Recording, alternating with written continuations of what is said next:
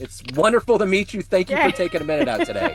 Of course. I'm really excited to be here. Me too. So I want to begin our journey into your world of meditation and helping women and everything that you're doing by asking you this. 5 years ago, this pandemic started, all of the unknowns, and Yeah. so many things happen. Ultimately, how did you get through that time and how has it reverberated into your life and what you do today?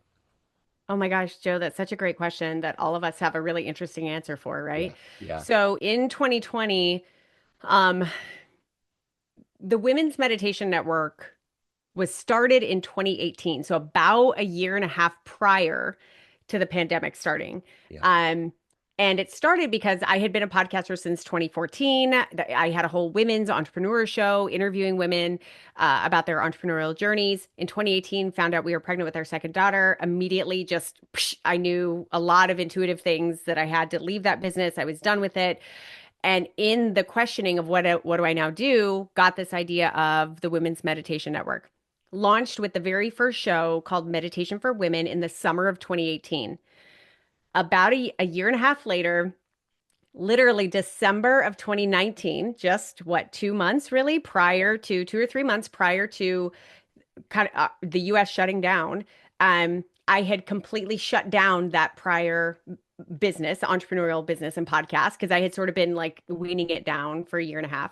I would shut it down. January's here. I'm going full force with my meditation podcast. Yes, this is great. It was trending. Everything was going great, right? Yeah. And the whispers of COVID started coming down. And at the end of I want to say it was February, my husband runs and created one of the largest podcasting conferences um, for independent podcasters called Podfest. Yeah. And he was having his event and he was stressing the hell out, obviously, because he was Mhm. like, oh my gosh, there's all these things that I'm hearing of. He was like legit, just like sheet white all the Yeah. time, just worrying about bringing people together. So I started writing meditations for him, Yeah. coronavirus anxiety meditation. Like we didn't call it COVID back then. And so I started putting these out on my one podcast that I had. He had his event. It was very successful. Everything was great. Ended on Sunday. Country shut down on Tuesday, I believe. So like right then and there. And then everything stopped. And I immediately saw my downloads, the people listening, skyrocket. And Wow. I knew, oh my God, people need more of this. Yeah. So on the personal front, I had a 1-year-old at the time and a 4-year-old. And we were obviously we were all at home.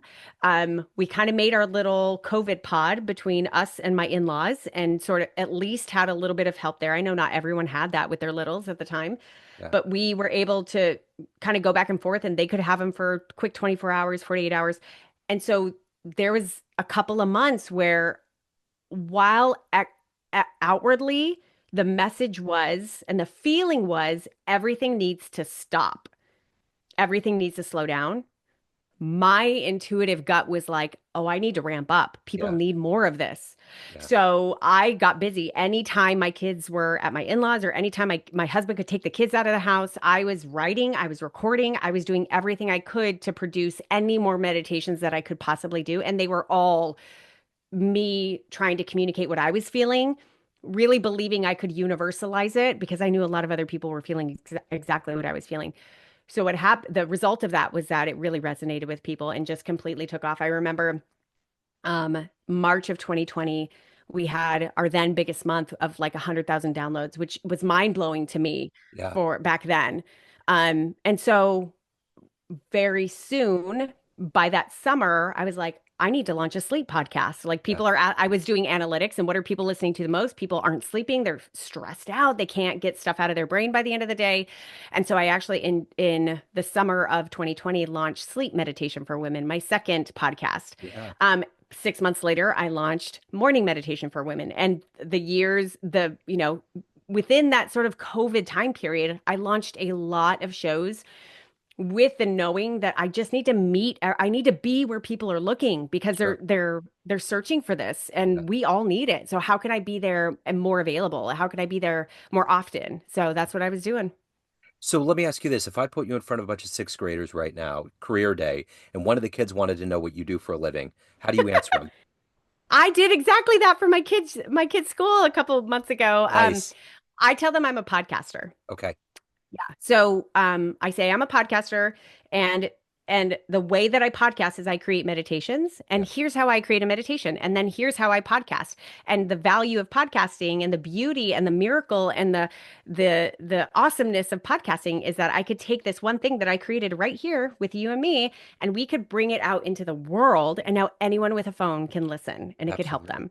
Yeah. So what did you want to be when you were in the sixth grade? What was your dream life? Oh man. Um, at some point, I think I wanted to be an architect. Okay. At some point, I wanted to be a professional athlete.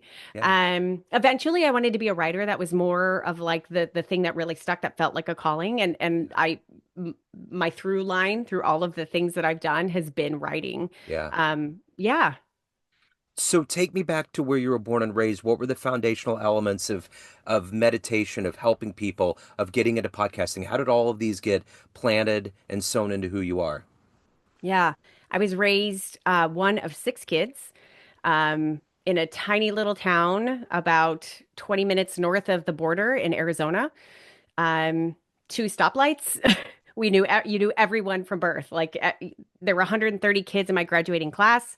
We knew everyone. So it was a very close community. My mother is a matriarch of the family, knew everyone. Both of my parents were very involved in the community. My dad was a mailman, and so like he knew everyone because he literally was delivering their Uh-huh. mail. He was he's just like the softest, friendliest, kindest guy that you've ever met. My mom is definitely like the mouthpiece of our family and like very social, and our house was the house of where everyone went, where all the friends went. So there was definitely, I was raised Catholic, and with that structure, there was definitely this integral part of like you give, like that's part of what we do. We're kind, we help people. Um, like giving, whether it was monetarily, we were not, we were like lower class, socioeconomic wise. Like I can remember moments being like on food stamps and going to the food bank and things like that, but we never felt that. So like we just, whether it was money that we were giving or time that we were giving or listening and presence that we were giving, my parents seemed to like hold court for friends, like they were the people that people went to when they were heavy. So that was always in me, and my parents definitely instilled in me like don't follow the money, follow what you love, and money will always follow. Yeah. Do what you love, do what you love. And so I was also an athlete, which is sort of where the mix of like this go-getter, I want to achieve, I want to optimize, I want to be the best version of myself I can be, I want to perform really well.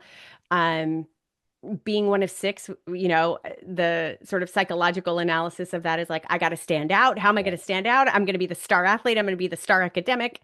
So all of that married into this mix of me that has always been incredibly self-aware and self-inquiring. Sure. And so I was keeping, journals and diaries in junior high. So like I'm using them as a way to like get to know myself and like what do I really want? I don't know. So and so says I should do this, but I don't really know. Yeah. So all of those things, meditation was not introduced to me until I was in college and 19 years old. But when it was, I was like, whoa, what is this Yeah. thing? This is Yeah. amazing. Yeah. So yeah, so all of those things sort of culminated to help guide me to ultimately piecing together my own version of what kind of life I really want. Yeah. So who's been kind of that inspirational force for you, that hero in your life?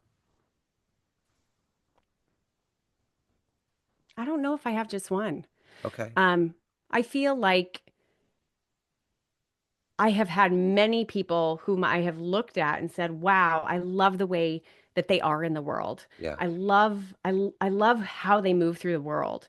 Um, and I feel there's not one person that I've sort of like, "Oh, I'm gonna be a mentee to that person," right? But it's been like, luckily and gratefully, this sort of piecemeal version of I really love the way that they do. I'll give you this example. My husband. is one of the people who most inspires me. And it's because he shows up to life like a 5-year-old kid, which Yeah. as his wife and, fellow parent sometimes is very annoying. But ultimately, it's so beautiful Yeah. because how do you take life so like he reminds me I can take life way too seriously. Yeah. So how he shows up to the world is something I really admire and respect and can learn from and now kind of integrate into how I am. My parents, again, are just beautiful humans who I feel like want to be good in the world. And how they have done family, how they've like foundationally set us up to be connected with each other. Yeah. So there's just I have dozens of people like that who I feel very blessed to know who all sort of I'm not going to say that they're my North Star, but they become a part of me, and I know who I am my own North Star. Sure. So let me ask you this. If you could meet one fascinating human on the planet right now that you could hang out with that might help you on your journey in life, who would you love to meet and hang out with? Sarah Blakely, hands Okay. down. I Okay. I just love her. Yeah. Like she's the founder of Spanx. Recently her new company is called Sneaks. I just love her. She's so to me she comes across as incredibly genuine, real, Yeah. completely authentic, not afraid to be who she is, not afraid to be bold, not afraid to be vulnerable, like all of that sort of stuff. So she's just um simultaneously crazy smart and also completely human. Sure. So, and I really admire the relationship that she has with her husband, the family that they have. Again, I'm saying this as an outsider sort of looking in. Sure. I know not everything's all beautiful and perfect, but she would be somebody very interesting to get to know. So let me ask you this. How do you balance all of these things out that you do between podcasting and meditation and taking care of your own soul and your own life? What gets you up every day to do this at the highest level? Oh, that's such a good question. First of all, there's no balance in it. It is, I heard Oprah say one time that balance is like a Bosu ball, like those half balls in the Uh-huh. gym that you sort of stand on.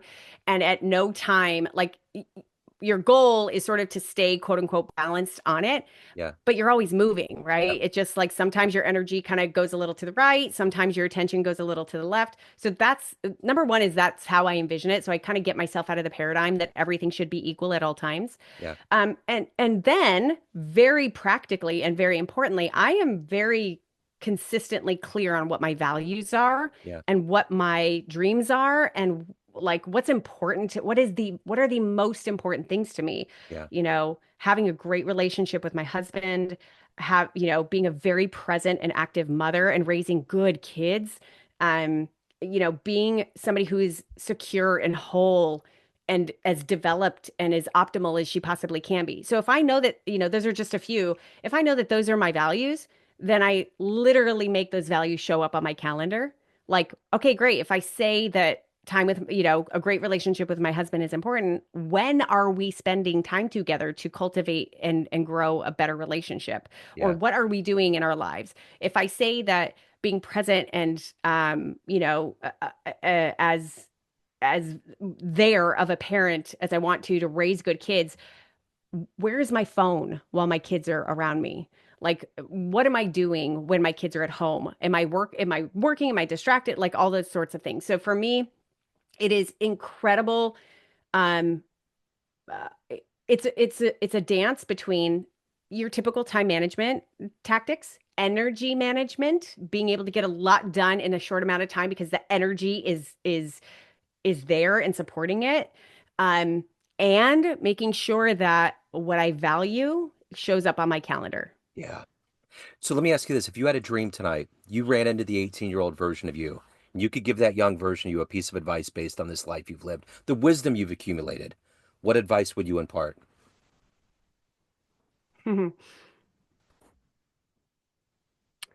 I would tell her you are whole and perfect exactly as you are. Just the the more you can be, the better your life is going to be. Yeah. I think that's a pretty universal message for many people, many women in particular.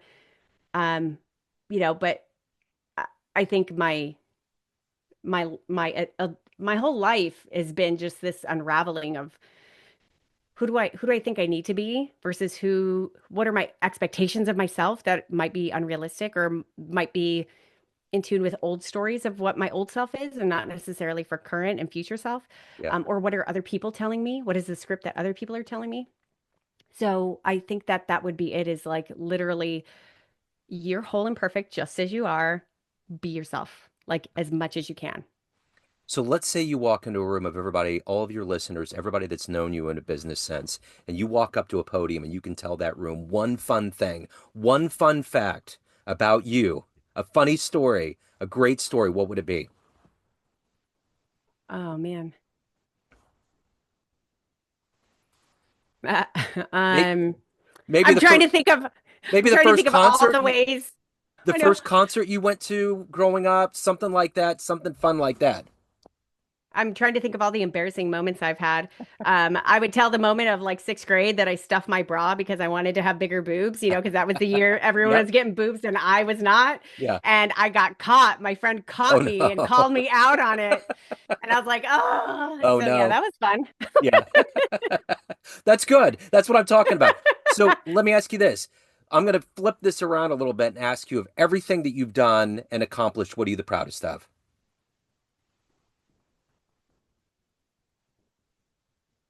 Uh, I'm I am so proud that I have a really strong relationship and soulmate relationship with my husband. It is not easy, as anyone who is married or has been in a long-term relationship could tell you. And I'm really proud that he and I continue to like show up for each other. Um, and we continue to grow and evolve and mess up, and we're in the arena with each other. You know what I mean? That's an accomplishment that is not that takes a lot of conscious work. So I'm very proud of that. And everything, in my opinion, like how who we are with our kids and how I mother and all of those sorts of things, they all come from that. Yeah. So at the end of the day, everyone has a perception of you, family, friends, listeners, everyone that you work with, but you run the show. What's your perception of you? Who do you think you are? I am messy. I am so human. I feel like I am light. My name literally, it's Katie. It's not short for Catherine, but that's what it's derived from. It means pure. And my middle name is Lou, Lu, after my grandmother Lucille, and that means light. So Yeah. my name literally means pure light. So when I envision myself, it is like this beaming pure light Yeah. with a lot of messiness inside that will blind you to the messiness, but it's endearing. Like I am, my perception is that I am loving, I'm giving, I'm light, but I'm also just messy and real. Yeah, as we all are at this point in our lives. When you've been on this planet long enough, it happens. So let me ask you this. If anyone wants to tune in to the podcast, they want to reach out, they have questions, anything, any of the good business in your world, where do they go? Yeah, womensmeditationnetwork.com is our home. Or you could go search for Women's Meditation Network on the podcast player you're listening to right now. We have 20 different podcasts that are part of the network: meditation for women, sleep meditation for women, morning meditation for women, all the things. And you can just scroll through and see which meditations really speak to you. Okay, I will put this in the show notes. Katie, this has been wonderful. Thank you for your story. Thank you for your time. Thank you for your light. I appreciate it. Joe, thank you so much. Really appreciate your questions. Thank you. Hello, friends. Joe Dimino here. I just wanted to let you know that after 30 years or so, I have finally released my first book of poetry through the mighty Spartan Press here in Kansas City, Missouri. As the creator and host of both Neon Jazz Radio and the Famous Interviews with Joe Dimino podcast, along with being a visual artist, I'm ready to embark on a new adventure and want you to be a part of it. You can get a copy online via Barnes & Noble, Amazon, and actually on the streets in Kansas City at the great Prospero's bookstore off 39th Street. You can also visit joedimino.com for links to the book, to more poetry, and everything in my world, including paintings. Thanks for all of the love and support over the years, and please dig the words.